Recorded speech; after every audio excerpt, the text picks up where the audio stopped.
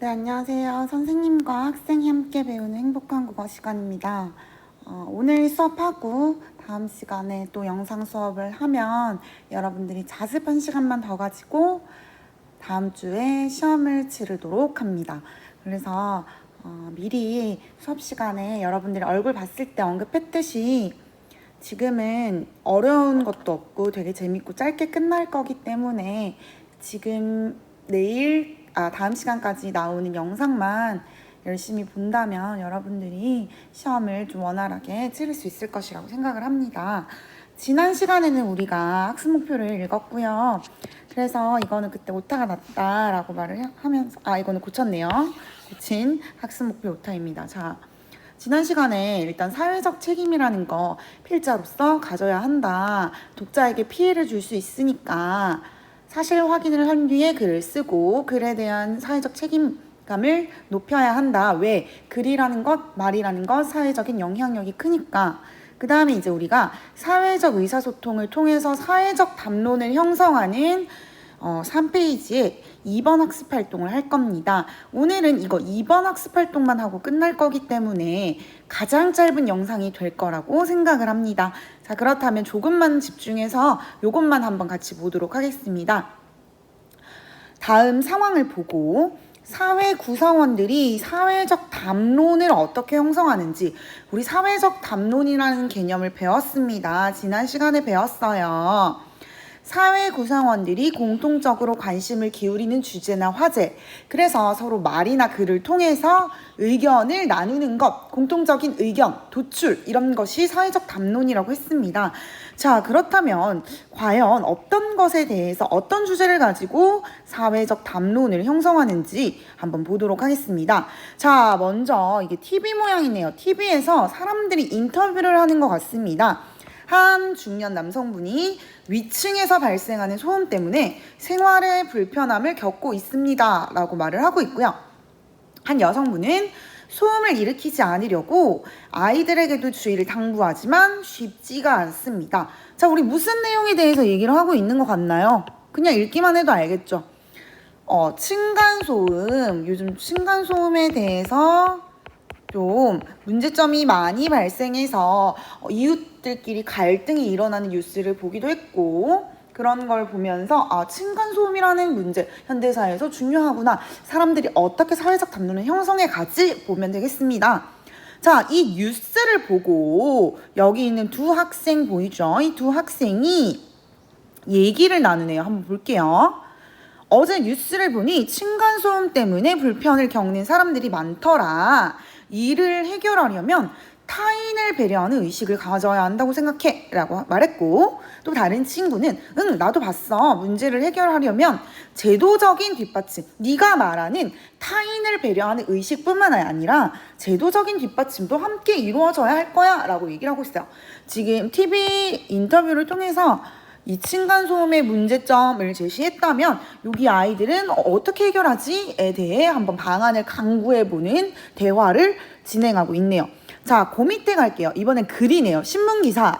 자, 표제를 보면 층간소음 문제 해결 위한 사회적 관심 필요라고 되어 있습니다. 자, 이러한 글이 있었겠고 본문이 있었을 겁니다. 그런데 이제 댓글을 한번 볼게요. 댓글만 있으니까. 자, 무엇보다 이웃끼리 서로를 배려하고 이해하는 공동체 의식. 아까 요 친구처럼 의식에 대한 말도 나오고요. 그 다음 지금의 문제를 해결하기 위해서는 개인의 인식 변화도 중요하지만 이웃 간의 갈등을 해결해주는 장치를 마련하거나 법 강화하여 건축물 자체가 안고 있는 문제점을 줄여나가는 등 제도적인 접근도 이루어져야 한대요. 이 친구처럼 제도적인 뒷받침에 대한 댓글도 있었어요. 자, 그래서 결국은 TV를 보세요. 아나운서가 어떻게 얘기하는지. 국회에서 공동주택관리법 개정안이 발의되었습니다. 뭐 이렇게 의견 같은 게 제출되었나 봐요. 이 개정안에는 층간소음을 겪는 주민들이 이와 관련된 분쟁을 자체적으로 조정할 수 있는 방안과 국가나 지방자치단체가 층간소음 해결을 위한 경비를 지원하는 내용이 포함되어 있습니다. 자, 이렇게 결론이 났어요.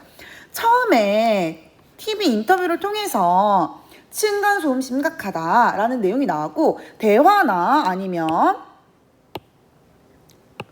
여기 신문을 통해서 문제 심각하니까 해결할 필요성이 부각되었어요. 결국 이렇게 국회에서 이런 법이 개정되면서 뭔가 해결책을 모색하고 공통적인 의견이 모아지는 과정을 보고 있었습니다. 자, 동그라미 1번입니다. 사람들이 형성한 공통의 의견을 무엇이라 하는가? 선생님 안 쓰겠습니다. 여러분들 쓰세요. 5글자입니다. 용어 복습. 그 다음 두 번째 갑니다. 동그라미 2번. 사람들이 형성한 공통의 의견 한번 적어볼까요? 정리해봅시다. 층간소음의 심각성과 그에 대한 해결 방안이 필요하다.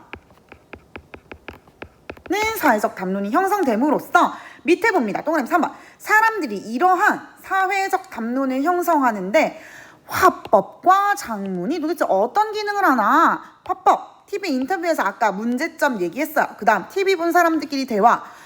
의식도 중요해. 제도적인 뒷받침도 중요해. 그 다음 장문 볼게요. 장문 활동 댓글을 통해서 여기도 역시 공동체 의식 필요해. 제도적 접근도 필요해. 라고 이렇게 기능을 했습니다. 마지막 정리네요. 여기 보세요. 사회적 담론 형성입니다. 자, 화법과 작문이 말을 하는 것과 글을 쓰는 것이 사회적 담론을 형성하는 데 기여한다는 것은 곧 봅니다. 화법과 작문이 얘들아 사회적 의사소통의 자격을 굉장히 크게 갖추고 있다고 했죠. 개인적 차원에서 벗어나 넘어가서 사회적 차원에서 이루어집니다. 그래서 결국 사회적으로 굉장히 영향력 있는 결과를 유도할 수 있다는 점을 의미한다는 겁니다. 자, 결국 이거 보세요. 결국 화법과 작문이 사회문화적 상황을 반영해요. 즉 층간소음 문제가 심각하다는 그런 문제점을 반영해서 결국 어떤 개정안이 발의가 되었죠. 그렇기 때문에 이 개정안을 통해서 다시 우리 공동체에 영향을 미칩니다. 이렇듯 사회적 의사소통 행위를 통해서 개인적 차원 넘어서서 사회적으로 큰 영향력을 구사할 수 있는 게 곧 화법과 작문의 기능이다 라고 여러분들이 정리를 하면 됩니다. 나머지 부분이 있죠. 나머지 부분은 또 언어 공동체의 담화 및 작문 관습의 내용이기 때문에 또 다른 내용이기 때문에 다음 시간으로 넘기도록 할게요. 오늘은 여기까지만 하겠습니다. 모두들 수고 많고 열심히 공부하는 모습 너무 보기 좋습니다. 그렇다면 다음 시간에 마무리하도록 하겠습니다. 안녕.